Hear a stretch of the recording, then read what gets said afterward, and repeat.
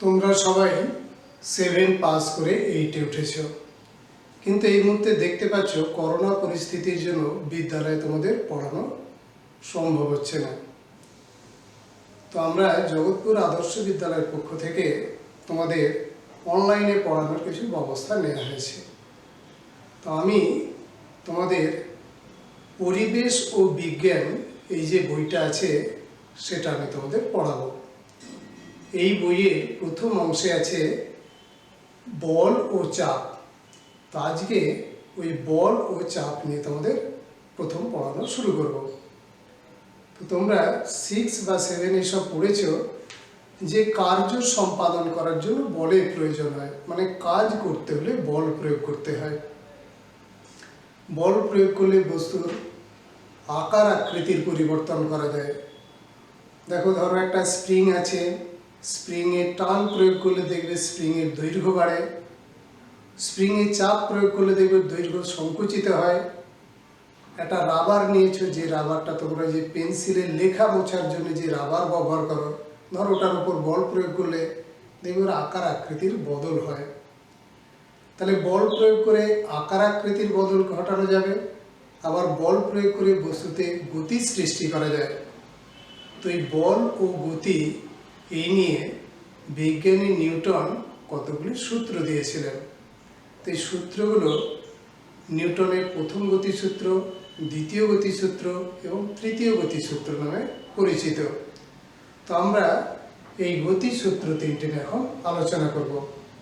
তো প্রথমে আলোচনার বিষয় হচ্ছে নিউটনের প্রথম গতিসূত্র। তাহলে আমরা এখন আলোচনা করব নিউটনের প্রথম গতিসূত্র।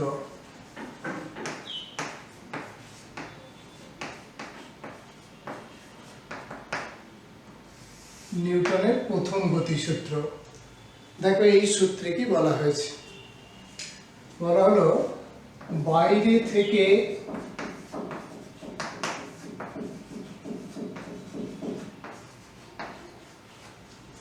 বল প্রয়োগ না করলে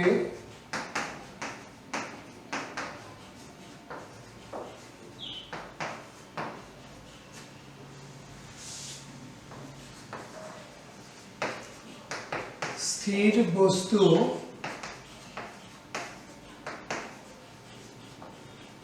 চিরকাল স্থির থাকবে এবং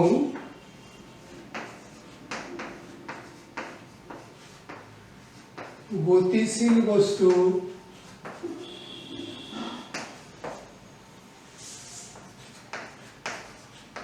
চিরকাল সমবেগে সরল রেখায়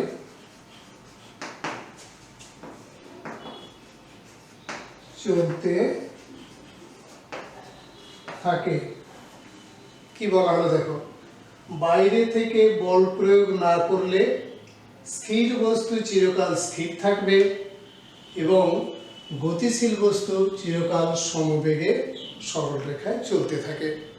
বিষয়টা কি বলা হলো দেখো, ধরো একটা বস্তু রাখা আছে, টেবিলের উপর একটা বই রেখে গেছো, তাহলে যদি কেউ এর উপর বল প্রয়োগ না করে তাহলে বইটা টেবিলেই থাকবে, ও স্থির থাকবে, বস্তুটা স্থির আছে, স্থির থাকবে, ওর গতির পরিবর্তন হবে না, কোনো গতির অবস্থার কোনো পরিবর্তন হবে না। আবার যদি গতিশীল বস্তু থাকে তাহলে তার উপর বল প্রযুক্ত না হলে সেটা চিরকাল সমবেগে সরল রেখায় চলতে থাকবে। তো ধরো একটা বস্তু ঢিল ছোড়া হয়েছে, তাহলে ঢিলটা এই সূত্র অনুযায়ী কি হলো, একবার গতিশীল হয়েছে, বাইরে থেকে এর উপর কোনো বল প্রযুক্ত না হলে চিরকাল একই বেগে চলতে থাকবে এবং সরল রেখায় চলতে থাকবে। কিন্তু মনে হবে বাস্তবে তো এটা ঘটে না, কারণ বাস্তবে ঘটে না, তার কারণে এর উপর আরও বাহ্যিক বল প্রযুক্ত হয়। সেগুলোর বিষয়ে একটু পরেই আলোচনা করা হবে। ঘর্ষণ বল বলে একটা অংশ পড়ানো হবে, সেখানে এই বলের কথা বলা হবে। তো যাক, এখানে জেনে রাখো বাতাসের বাধা, অভিকর্ষ বল, এইরকম অন্যান্য বল ওই বস্তুর উপর কার্যকর হয়, তাই বস্তু সমবেগে না গিয়ে কিছু দূর গিয়ে থেমে যায়। গতি সরল রেখা না হয়ে বেঁকে যায়, এসবগুলো হচ্ছে বাহ্যিক বলের জন্য। যদি কোনো বল এর উপর কার্যকর না হতো তাহলেও সমবেগে সরল রেখায় চলতে থাকতো।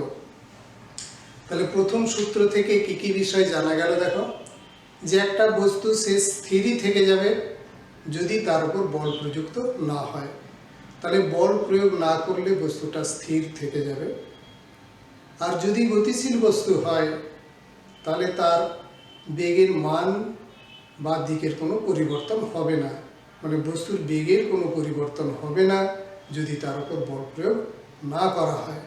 ঠিক আছে, তাহলে আবার উল্টোটাও বলা যায় যে একটা স্থির বস্তুকে যদি গতিশীল করতে চাই তাহলে তার উপর বল প্রয়োগ করতে হবে। আবার যদি একটা গতিশীল বস্তু তার গতির অবস্থা মানে তার বেগের পরিবর্তন করতে চাই তার উপর বল প্রয়োগ করতে হবে। ঠিক আছে, তাহলে প্রথম সূত্রটা কি ছিল বুঝতে পারলে, যে বাইরে থেকে বল প্রয়োগ না করলে স্থির বস্তু চিরকাল স্থির থাকবে এবং গতিশীল বস্তু চিরকাল সমবেগে সরল রেখায় চলতে থাকবে।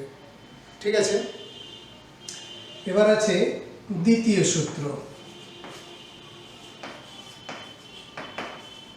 দ্বিতীয় গতি সূত্র।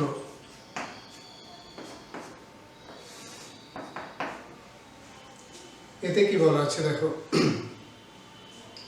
কোনো বস্তুর ভরবেগ পরিবর্তনের হার বস্তুটির উপর প্রযুক্ত বলের সমানুপাতিক। প্রযুক্ত বল যেদিকে ক্রিয়া করে ভরবেগের পরিবর্তন সেই দিকে হয়। বিষয়টা কি হয় লিখে নিই। কোনো বস্তুর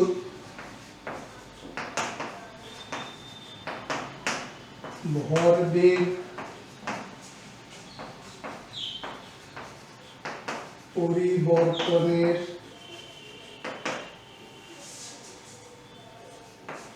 হার বস্তুটির উপর প্রযুক্ত বলের সমানুপাতিক। প্রযুক্ত বলের সমানুপাতিক। কি বলা দেখো, কোনো বস্তুর ভরবেগ পরিবর্তনের হার বস্তুটির উপর প্রযুক্ত বলের সমানুপাতিক। তারপরে বলা হচ্ছে প্রযুক্ত বল যেদিকে ক্রিয়া করে প্রযুক্ত বল যেদিকে ক্রিয়া করে ভরবেগের পরিবর্তন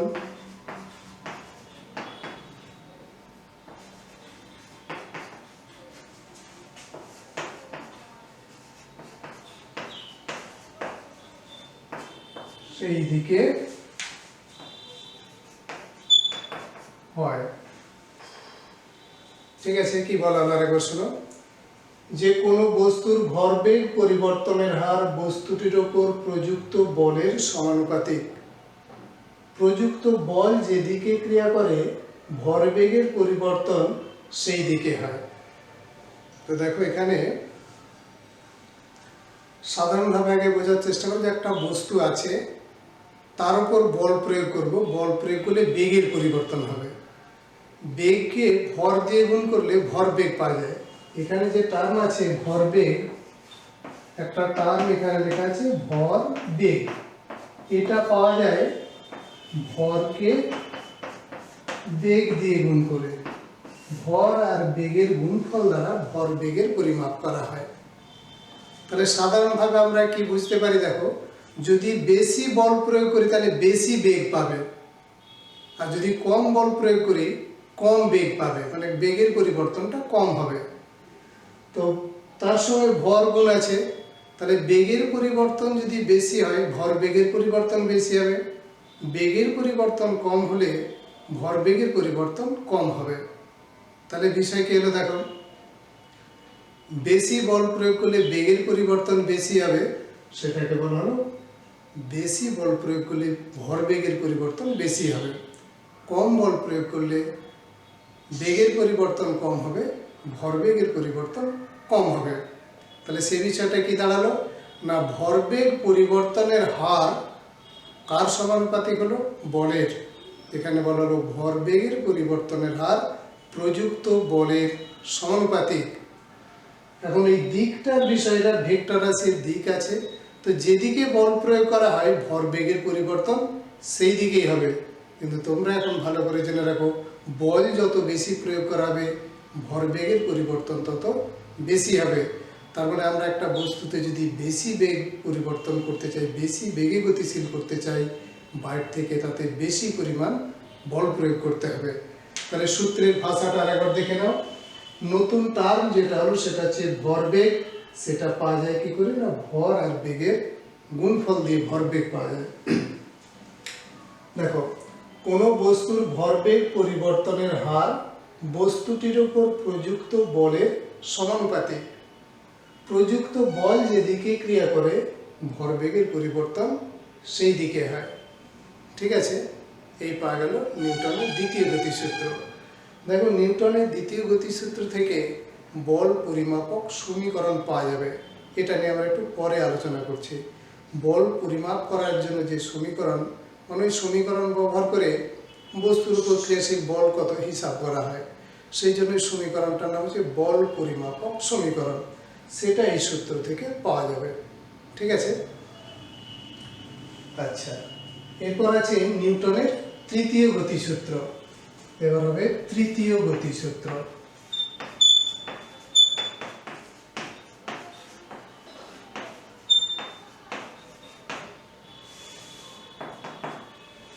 এতে বলা আছে প্রত্যেক ক্রিয়ারই সমান ও বিপরীত প্রতিক্রিয়া আছে।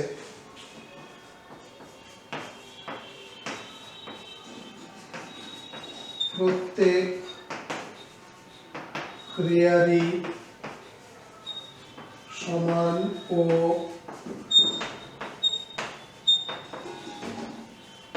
বিপরীত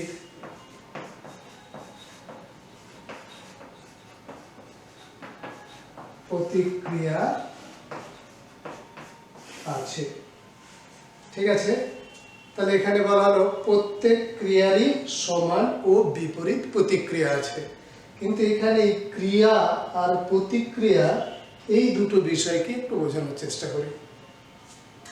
দেখো, ধরো আমি বোর্ডের উপর একটা বল প্রয়োগ করছি, বোর্ডটাকে ভেতর দিকে ঠেলার চেষ্টা করছি। তাহলে এই বোর্ডের উপর আমি একটা বল প্রয়োগ করেছি। দেখবে যত বেশি বল প্রয়োগ করা, হাতে একটা চাপ অনুভব হবে তত বেশি, মানে বোর্ডও আমার উপর একটা বল প্রয়োগ করবে। আমি যে বল প্রয়োগ করেছি সেটা ক্রিয়া, বোর্ড যে বল প্রয়োগ করছে সেটা হচ্ছে প্রতিক্রিয়া। ধরো মেঝেতে দাঁড়িয়ে আছি, মেঝেতে আমি পায়ের সাহায্যে মেঝের উপর বল প্রয়োগ করেছি, মেঝেও আমার পায়ের উপর একটা বল প্রয়োগ করে। আমি পায়ের সাহায্যে মেঝের উপর যে বল প্রয়োগ করেছি সেটা হচ্ছে ক্রিয়া, আর মেঝে পায়ের উপর যে বল প্রয়োগ করবে সেটা প্রতিক্রিয়া। এই যে দুটো বল, আমি বল প্রয়োগ করেছি, মেঝেও আমার উপর বল প্রয়োগ করছে, এর একটা ক্রিয়া হলে অন্যটা প্রতিক্রিয়া হবে। ঠিক আছে, দেয়ালে আমি ঠেলছি, দেয়ালও দেখবে আমার উপর থেকে একটা বল প্রয়োগ করবে। তাহলে আমি দেয়ালের উপর যে বল প্রয়োগ করেছি সেটা যদি ক্রিয়া হয়, দেওয়াল যে বল প্রয়োগ করছে সেটা প্রতিক্রিয়া হবে। এবার কি বলা হলো দেখো, তাহলে এই দুটো বল, একটা হচ্ছে ক্রিয়া আর একটা প্রতিক্রিয়া। তাহলে ক্রিয়া আর এই যে প্রতিক্রিয়া, এরা দুটো বল, এদের কি বৈশিষ্ট্য হবে না, দুজনের মান সমান হবে। ক্রিয়া যে পরিমাণ হবে প্রতিক্রিয়া সেই একই মানের হবে, কিন্তু তাদের দিক বিপরীত হবে। তাহলে সমান ও বিপরীতমুখী হবে। ঠিক আছে, ক্রিয়া ও প্রতিক্রিয়ার মান সমান ও বিপরীতমুখী হবে। ঠিক আছে, এবার দেখো এই যে তিনটে সূত্র বলা হলো, এই তিনটে সূত্রের কিছু বৈশিষ্ট্য আছে, এখান থেকে বিশেষ কিছু সব রাশি বা বেশ কিছু তথ্য জানা যায়। তো প্রথম সূত্র থেকে বলের সংজ্ঞা পাওয়া যাবে, বল কাকে বলে, আর পদার্থের একটা ধর্ম জাড্য ধর্ম, তার সংজ্ঞা এখান থেকে পাওয়া যায়। তো তোমাদের এখন এখান থেকে বলের সংজ্ঞা পাওয়া যায় কী করে সেটা বোঝানো হবে। দ্বিতীয় সূত্র থেকে আগেই বলা হয়েছিল বল পরিমাপক সমীকরণ পাওয়া যাবে। তো এই বিষয়গুলো আমরা এখন বোঝাবো যে প্রথম সূত্র থেকে বলের সংজ্ঞা পাওয়া যায় কিভাবে। তাহলে নিউটনের প্রথম সূত্র থেকে বলের সংজ্ঞা বা বল কাকে বলে সেটা আমরা তোমাদেরকে বোঝাবো। দেখো এখানে একটু যদি বদলে নিই, মানে বলটা কি করে না, বস্তু যদি বল প্রয়োগ না হয় স্থির থেকে যাবে আর গতিশীল হলে সমবেগে চলতে থাকবে। তো এটার পরিবর্তন করতে পারে যে, সেই হচ্ছে বল। কি বলা হলো, স্থির বস্তু স্থির থেকে যাচ্ছিল, গতিশীল বস্তু সমবেগে যাচ্ছিল, এটা বল প্রয়োগ না করলে এমন হবে। তাহলে বল প্রয়োগ করলে এগুলোর বদল করা যাবে, সেই ধারণা থেকে বলের সংজ্ঞা দেওয়া হবে। দেখো এখন তাহলে আমরা বল কাকে বলে সেটা আলোচনা করব। দেখো নিউটনের প্রথম গতিসূত্রে কি বলা হয়েছিল সেটা আর একবার বলে নেওয়ার পর আমি বলের সংজ্ঞাটা লিখব।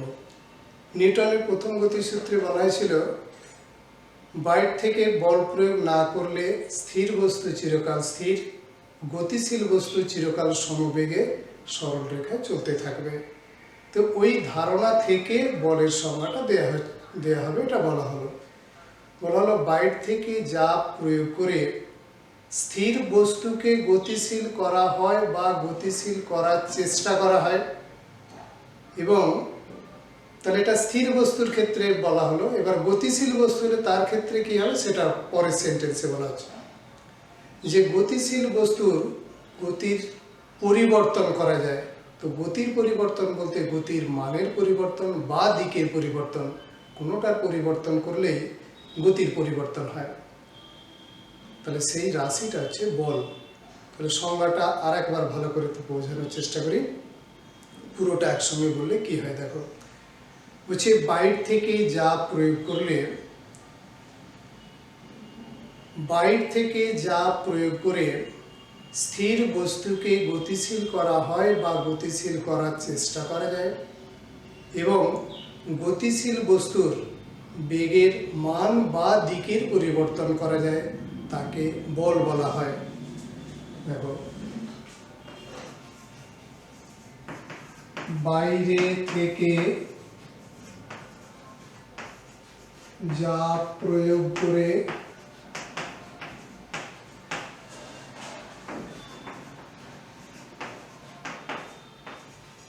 স্থির বস্তুকে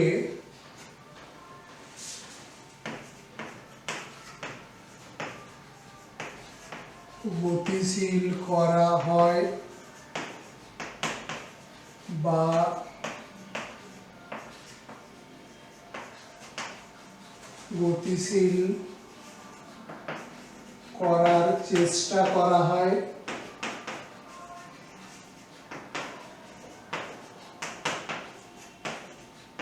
এবং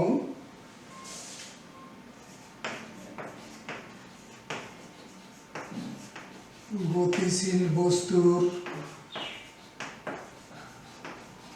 মান বা দিকের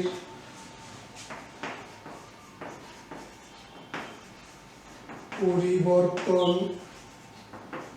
করা যায়, তাকে বল বলা হয়। কি বলা হলো, দেখো বাইরে থেকে যা প্রয়োগ করে স্থির বস্তুকে গতিশীল করা হয় বা গতিশীল করার চেষ্টা করা হয়, এবং গতিশীল বস্তুর মান বা দিকের পরিবর্তন করা যায়। গতিশীল বস্তুর বেগের হবে এখানে, বেগের মান বা দিকের পরিবর্তন করা যায়, তাকে বল বলা হয়। ঠিক আছে, তাহলে গতিশীল বস্তুর বেগের মান বা দিকের পরিবর্তন করা যাবে বল প্রয়োগ করে, আবার স্থির বস্তু থাকলে তাকে গতিশীল করা যাবে বা গতিশীল করার চেষ্টা করা যাবে। ঠিক আছে, এর বিষয়টা দেখো, ধরো টেবিলে একটা বই রাখা আছে, তাহলে তাকে যদি গতিশীল করতে চাই কিসের সাহায্য নিতে হবে, বলের সাহায্য নিতে হবে। আর একটা বস্তু ধরো গতিশীল, তাকে যদি থামাতে চাই, বেগ কমিয়ে দিতে চাই, তাহলে বল প্রয়োগ করতে হবে, বা যেদিকে যাচ্ছিল দিকের পরিবর্তন করতে চাইলেও আমাকে বল প্রয়োগ করতে হবে। তাহলে যে রাশি এই ঘটনাগুলো ঘটায় সেটা হচ্ছে বল। ঠিক আছে, তাহলে বলের সংজ্ঞা পাওয়া গেল। এবার এখানে বলা ছিল এখান থেকে জাড্য ধর্ম পাওয়া যায়। দেখো, প্রত্যেক বস্তুর একটা স্বাভাবিক ধর্ম আছে, যে যে অবস্থা আছে সেই অবস্থাটাই বজায় রাখতে চায়। মানে স্থির বস্তু স্থির অবস্থাতেই থেকে যেতে চাইবে, আর গতিশীল বস্তু তার গতির অবস্থা বজায় রাখতে চাইবে। এই ধর্মটা হচ্ছে জাড্য ধর্ম। ঠিক আছে, জাড্য ধর্মের ভাগ আছে, এই সব পরে আলোচনা করা হবে। এবার দেখো, নিউটনের দ্বিতীয় গতিসূত্র যা বলা হয়েছিল সেখান থেকে বল পরিমাপক সমীকরণ পাওয়া যাবে, এটা একটা কথা বলা হয়েছিল। এবার দেখো, বল পরিমাপক সমীকরণ কিভাবে পাওয়া যাবে, সেই সমীকরণ কি সেটা এবার বলা হবে। দেখো, দ্বিতীয় সমীকরণ একটা টার্ম পাওয়া যাবে ত্বরণ বলে, অংশ আমাদের আসবে ত্বরণ। তাহলে আর একটা টার্ম আমাদের নতুন করে করতে হচ্ছে ত্বরণ। ত্বরণটা হচ্ছে বেগ পরিবর্তনের হার। দেখো, ধরো একটা ট্রেন প্ল্যাটফর্ম থেকে চলতে শুরু করছে, দেখবে ওর বেগ ক্রমশ বাড়তে থাকে। তো একক সময়ে বেগের যে পরিবর্তন হবে সেটা হচ্ছে ত্বরণ। আমরা যখন সাইকেল চালাতে শুরু করছি প্রথমেই জোর বেগ পায় না। একটা মোটর সাইকেল চালাচ্ছে, সে প্রথমে একবারে চরম বেগটা পায় না, বেগ ক্রমশ বাড়তে থাকে। তো এই যে একক সময়ে বেগের যে পরিবর্তন হয় সেটা হচ্ছে ত্বরণ।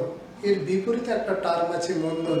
যখন গাড়ি থামানো হবে তখন তার বেগ ক্রমশ কমতে থাকে, সেখানে একটা টার্ম পাওয়া যাবে মন্দন। তো আমাদের এখন ত্বরণ হলো একক সময়ে বেগের যে পরিবর্তন হয়। ঠিক আছে, একক সময়ে বেগের পরিবর্তন মানে বেগ পরিবর্তনের হার হচ্ছে ত্বরণ। ত্বরণটাকে এখানে স্মল এ দিয়ে প্রকাশ করা হলো। ঠিক আছে, অ্যাসিলারেশন হচ্ছে ইংরাজি, সেই জন্য ত্বরণকে এ দিয়ে প্রকাশ করা হয়েছে। এবার দেখো, একটা বস্তুর উপর যদি এফ বল প্রয়োগ করা হয় আর তার ভর যদি এ হয়, তাহলে ত্বরণ এ হলে এফ সমান এম এ।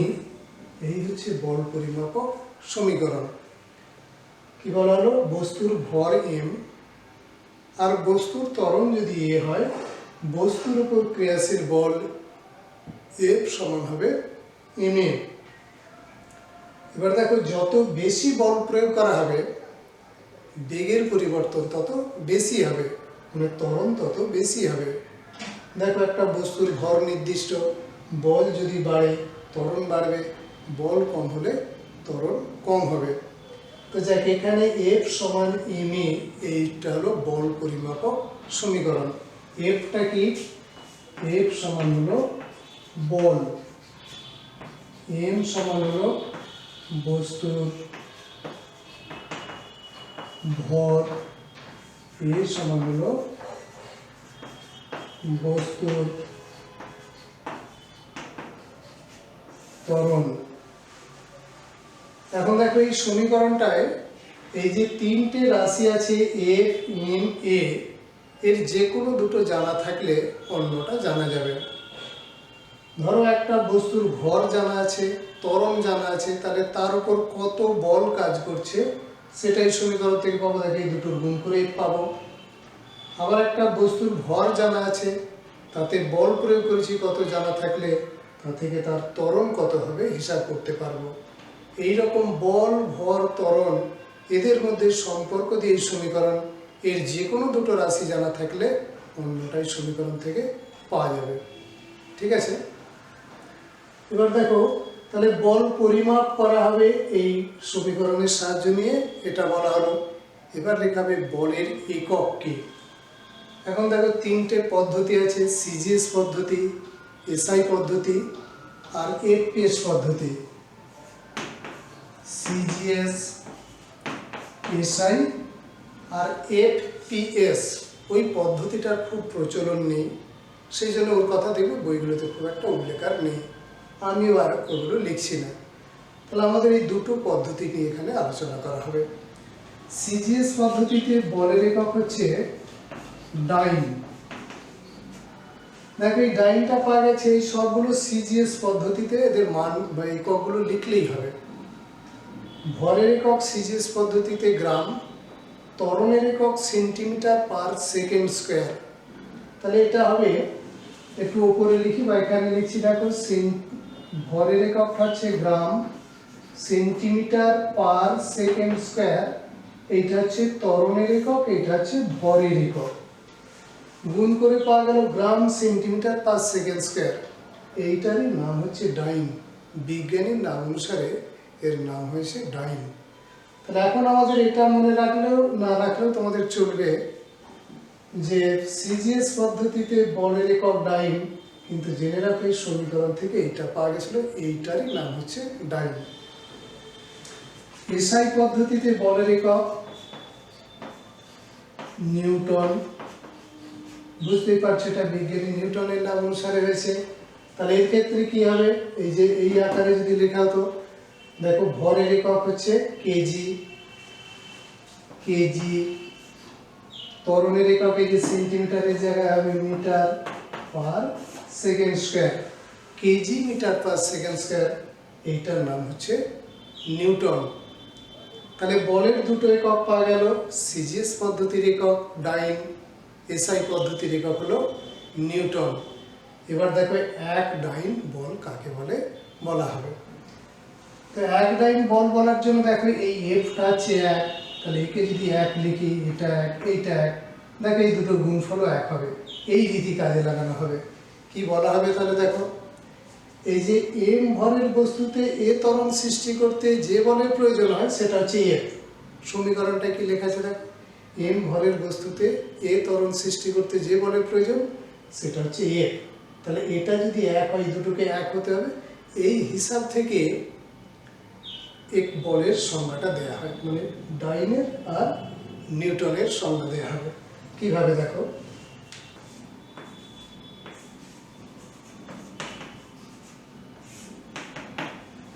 তাহলে দেখো ভরটার কথা বলবো একক, ত্বরণটা হবে একক, তার জন্য বলটা হবে একক, মানে এক ডাইন। কি বলা হচ্ছে তাহলে দেখো, একক ভরের বস্তুতে,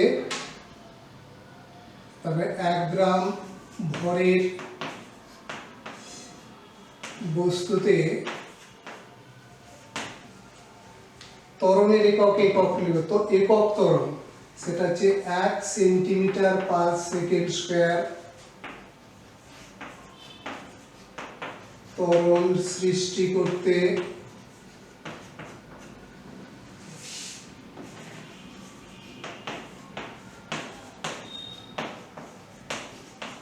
যে পরিমাণ বলের প্রয়োজন হয়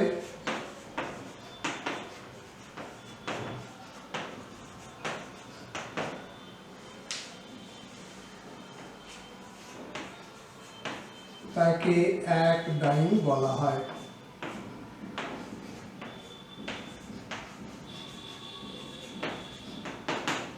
কি বলা হলো দেখো, 1 গ্রাম ভরের বস্তুতে 1 সেন্টিমিটার পার সেকেন্ড স্কয়ার ত্বরণ সৃষ্টি করতে যে পরিমাণ বলের প্রয়োজন হয় তাকে এক ডাইন বলা হয়।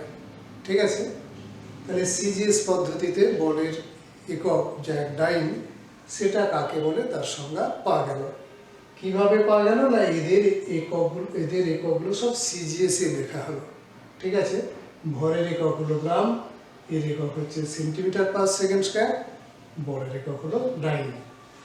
ঠিক আছে, একবারে একইভাবে এসআই পদ্ধতিতে সংজ্ঞা দেওয়া হবে। এটা মনে থাকলে এসআই পদ্ধতিতে একেবারে সহজেই লেখা যাবে। কিভাবে দেখো, এই 1 গ্রামের জায়গায় কি লেখা হবে বলো তো, গ্রামের জায়গায় দেখো লেখা হবে কেজি। তাহলে 1 কেজি ভরের বস্তুতে ত্বরণের জন্য এককটা কি হবে, মিটার পার সেকেন্ড স্কয়ার।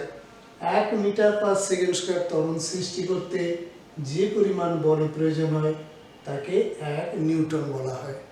ঠিক আছে, তাহলে কি হলো, এই যে সিজিএস পদ্ধতির এককগুলো ছিল এদের বদলে সব এসআই পদ্ধতির একক লিখে দেওয়া হবে। দিলে এসআই পদ্ধতিতে বলের একক যে নিউটন, তার সংজ্ঞা পাওয়া যাবে। তাহলে সংজ্ঞাটা এবার লিখি,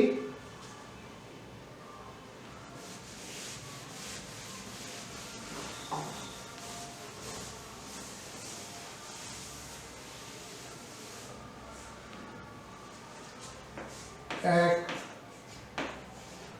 নিউটন। 1 নিউটন কাকে বলে? তাহলে দেখো 1 কেজি ভরের কোনো বস্তুতে 1 মিটার পার সেকেন্ড স্কয়ার ত্বরণ সৃষ্টি করতে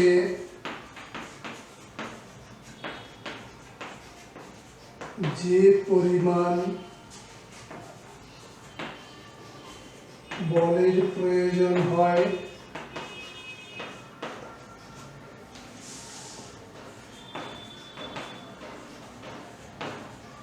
তাকে 1 নিউটন বলা হয়।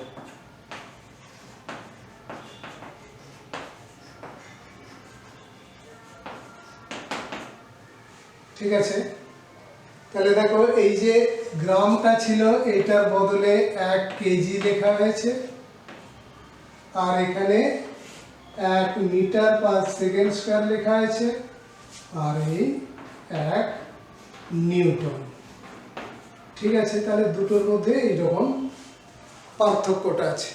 সিজিএস আর এসআই পদ্ধতিতে সংজ্ঞা পাওয়া গেল।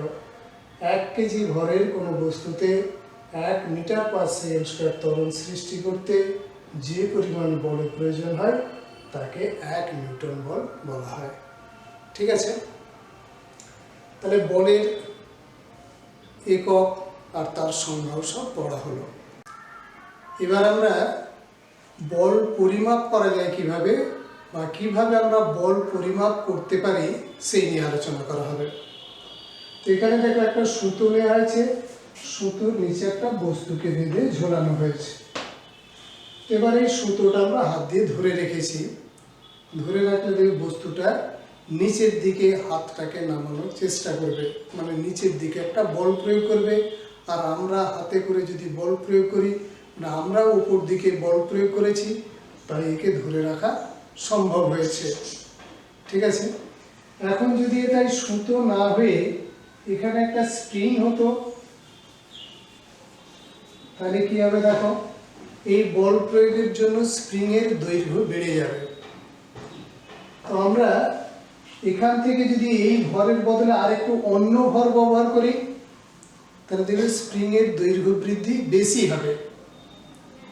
তাহলে ভরের উপর নির্ভর করে স্প্রিং এর দৈর্ঘ্য পরিবর্তনটা বিভিন্ন মানের হবে। দেখা যাবে ভর যত বাড়বে স্প্রিং এর দৈর্ঘ্য বৃদ্ধি তত বেশি হবে, ভরের সাথে এর দৈর্ঘ্য বৃদ্ধি সমানুপাতিক হয়।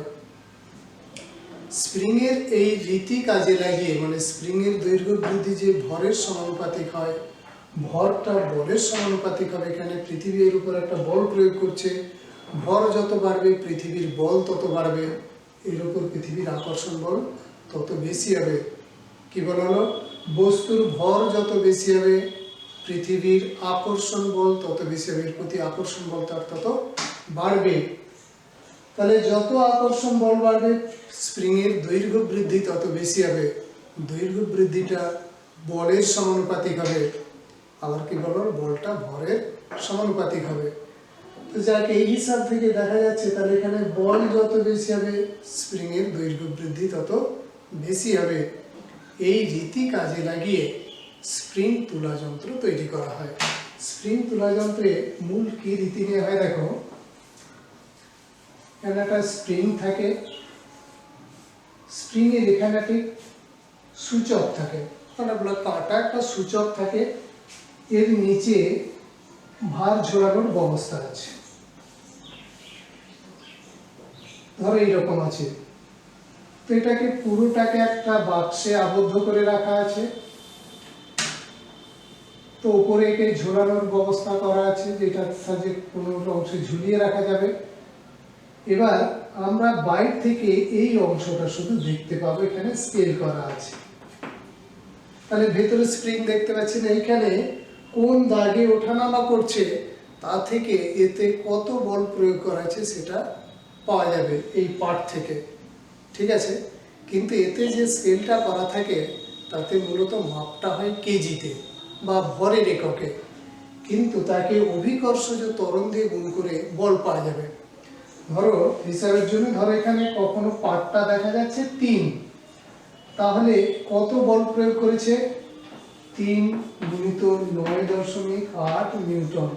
এই 9.8টা কি না, এখানে অভিকর্ষজ ত্বরণ। পৃথিবী পৃষ্ঠে অভিকর্ষজ ত্বরণের গড় মান হচ্ছে 9.8।